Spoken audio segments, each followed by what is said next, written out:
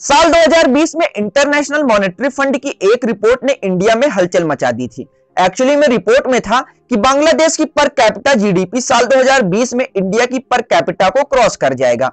हालांकि यह सिर्फ कोविड-19 पैंडेमिक की वजह से होगा, क्योंकि इसने इंडिया की पर कैपिटा को -10% घटा दिया है।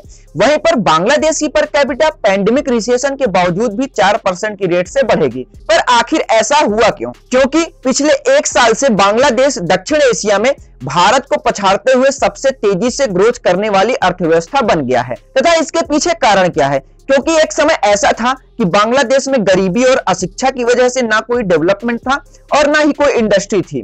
पर आज बांग्लादेश मिडिल इनकम कंट्री बनने की ओर तेजी से आगे बढ़ रहा है। इसके साथ क्या वास्तव में बांग्लादेश ग्रो कर रहा है या फिर बस एक बबल है जो कि कुछ समय में बर्स्ट हो जाएगा? इसके लिए हमें सबसे पहले बांग्लादेश की इकोनॉमी के कुछ स्टैट्स देखने पड़ेंगे। करंट समय में बांग्लादेश की जीडीपी $318 बिलियन के बराबर है, जो कि दुनिया की 35वीं लार्जेस्ट इकोनॉमी है। वहीं परचेजिंग पावर पैरिटी के हिसाब से यह दुनिया की 30वीं सबसे बड़ी अर्थव्यवस्था है। एक दशक से बांग्लादेश की इकोनॉमी 7 से 7.5% एनुअली ग्रो कर रही है, जो कि दुनिया की 7वीं सबसे फास्टेस्ट ग्रोइंग इकोनॉमी है। बांग्लादेश की इकोनॉमी के 3 मुख्य सेक्टर्स में एग्रीकल्चर का 14% कंट्रीब्यूशन, सर्विस सेक्टर का 52% कंट्रीब्यूशन तथा इंडस्ट्री व मैन्युफैक्चरिंग सेक्टर का 34% कंट्रीब्यूशन है। वहीं पर बांग्लादेश की पॉपुलेशन 16 करोड़ है और इसकी वर्कफोर्स कैपेबिलिटी लगभग 7 करोड़ है। करंट समय में 56% मैन पावर एम्प्लॉयड है, जिसमें सबसे ज्यादा 40.6% एग्रीकल्चर में, 40% सर्विस सेक्टर में तथा 21% इंडस्ट्रियल व मैन्युफैक्चरिंग सेक्टर में एम्प्लॉयड है। बांग्लादेश का टोटल एक्सपोर्ट 34 बिलियन है तथा इसका इंपोर्ट $46 बिलियन के बराबर है।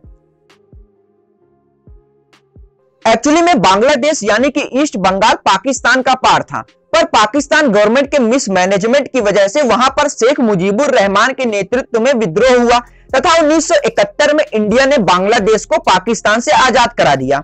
आजादी के बाद बांग्लादेश की हालत बहुत ही खराब थी, क्योंकि इसकी पूरी जीडीपी वॉर की वजह से क्राइसिस में थी। बहरहाल बांग्लादेश की सरकारों ने सोशलिस्ट पॉलिसीज अपनाई और अपनी सारी इंडस्ट्रीज को नेशनलाइज कर दिया। इससे इन इंडस्ट्रीज की प्रोडक्टिविटी अर्थ से फर्श पर पहुंच गई। इसके साथ नेचुरल हजार्ड्स व टेक्नोलॉजी के अभाव में इसके फार्मर्स की प्रोडक्टिविटी भी बहुत कम थी और इससे यहाँ पर फसलों का उत्पादन भी बहुत ही नगण्य था।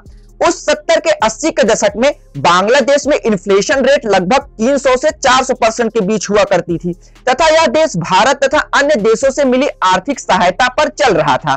पर 1990 के बाद बांग्लादेश की सरकारों ने गवर्नमेंट इंडस्ट्रीज को डीनेशनलाइज करना शुरू किया तथा मीडिया, जूट, एविएशन तथा शिप बिल्डिंग जैसी बिजनेसेस को प्राइवेटाइज करना शुरू किया। इसके साथ साल 2003 में इसे आईएमएफ से $490 मिलियन तथा वर्ल्ड बैंक से $536 मिलियन के इंटरेस्ट फ्री लोन मिले, जो कि बांग्लादेश की सरकारों को स्ट्रक्चरल इंप्रूवमेंट के लिए प्रोवाइड किया गया था। इससे बांग्लादेश ने अपनी इकोनॉमी में मैसिव कैपिटल इन्फ्यूजन किया तथा डेवलपमेंट के ट्रैक पर अपनी इकोनॉमी को ले चल पड़े। इसके साथ भारत भी बांग्लादेश को हर साल 1 बिलियन की लाइन ऑफ क्रेडिट देता है, जो कि इसकी इकोनॉमी के लिए बहुत ही लाभदायक होता है। बांग्लादेश की इकोनॉमी में सुधार ने इसके फार्मर्स की कंडीशन भी बदल दी। करंट समय में बांग्लादेश की 40% पॉपुलेशन कृषि से जीवन यापन करती है तथा यह धान, गन्ना, जूट तथा चाय के प्रमुख उत्पादक देशों में से एक है। बांग्लादेश की रिच वाटर सप्लाई तथा बांग्लादेशी सरकारों का किसानों को सपोर्ट ने बांग्लादेश के कृषि को काफी ज्यादा प्रोत्साहित किया है। इसके साथ बांग्लादेश की इकोनॉमी में इंडस्ट्री व मैन्युफैक्चरिंग सेक्टर का भी बड़ा कंट्रीब्यूशन है और इन इंडस्ट्रीज में गारमेंट इंडस्ट्री की पार्टिसिपेशन सबसे ज्यादा है। एक्चुअली में जब चाइना ने अपना ध्यान गारमेंट उद्योग से कम करके अन्य सेक्टर्स पर लगाया, उस समय बांग्लादेश ने चाइना की गारमेंट इंडस्ट्रीज को अपने देश में अट्रैक्ट कर लिया और इसका नतीजा यह है कि आज बांग्लादेश चाइना के बाद दूसरा सबसे बड़ा गारमेंट प्रोड्यूसर व एक्सपोर्टर है। अकेले गारमेंट ही बांग्लादेश की टोटल एक्सपोर्ट का 80% है। करंट समय में बांग्लादेश में 5000 से ज्यादा गारमेंट फैक्ट्रीज हैं और इनमें 40 लाख से ज्यादा लोग एम्प्लॉयड हैं, जिनमें महिलाओं की भूमिका व योगदान काफी ज्यादा है। इसके साथ शिप बिल्डिंग इंडस्ट्री का भी बांग्लादेश की इकोनॉमी में महत्वपूर्ण योगदान है। इवन चित्तगोंग में दुनिया की सबसे बड़ी शिप ब्रेकिंग फील्ड है, जहां पर शिप्स को तोड़ा जाता है। इंडस्ट्री तथा मैन्युफैक्चरिंग सेक्टर के साथ सर्विस सेक्टर भी बांग्लादेश की इकोनॉमी में ह्यूज एम्प्लॉयमेंट व कैपिटल जनरेशन करता है। इंडिया में बढ़ती सर्विस कॉस्ट की वजह से बहुत सारी सर्विस जॉब्स मलेशिया, थाईलैंड व बांग्लादेश में शिफ्ट हो रही हैं। इसके साथ बांग्लादेश में फॉरेन रेमिटेंस भी ह्यूज अमाउंट में आता है। वेरियस गल्फ कंट्रीज व फॉरेन कंट्रीज में वर्क करने वाले बांग्लादेशी लगभग $20 बिलियन का रेमिटेंस हर साल बांग्लादेश भेजते हैं। इसके साथ बांग्लादेश सरकार के काफी अथक प्रयासों से यहाँ की आईटी इंडस्ट्री भी चल पड़ी है। अब तक बांग्लादेश ने लगभग $1 बिलियन के आईटी व सॉफ्टवेयर प्रोडक्ट्स को एक्सपोर्ट किया है। इन सभी कारणों से बांग्लादेश की ग्रोथ काफी ज्यादा हाई है और अगर यह ऐसे ही ग्रोथ करता रहा तो साल 2030 तक इसे डेवलप्ड देश का टैग भी मिल जाएगा।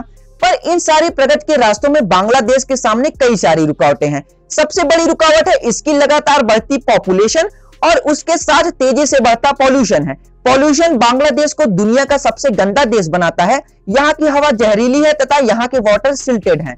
इसके साथ बांग्लादेशी गवर्नमेंट का करप्शन तथा यहाँ पर बढ़ती रिलीजियस वायलेंस व रिलीजियस इंटॉलरेंस भी काफी बड़े मुद्दे हैं। इसके साथ बांग्लादेश की इकोनॉमी का गारमेंट इंडस्ट्री व रेमिटेंस पर हैवीली डिपेंडेंट होना इसकी इकोनॉमी की बड़ी कमजोरी है। हालांकि गवर्नमेंट इनिशिएटिव से इसे बदला जा सकता है और तभी बांग्लादेश की इकोनॉमी सस्टेनेबल डेवलपमेंट को अचीव कर पाएगी, वरना बांग्लादेश की ग्रोथ स्टोरी अपनी डेस्टिनी तक नहीं पहुंचेगी तथा बांग्लादेश का जो ग्रोथ बबल है वह फट जाएगा।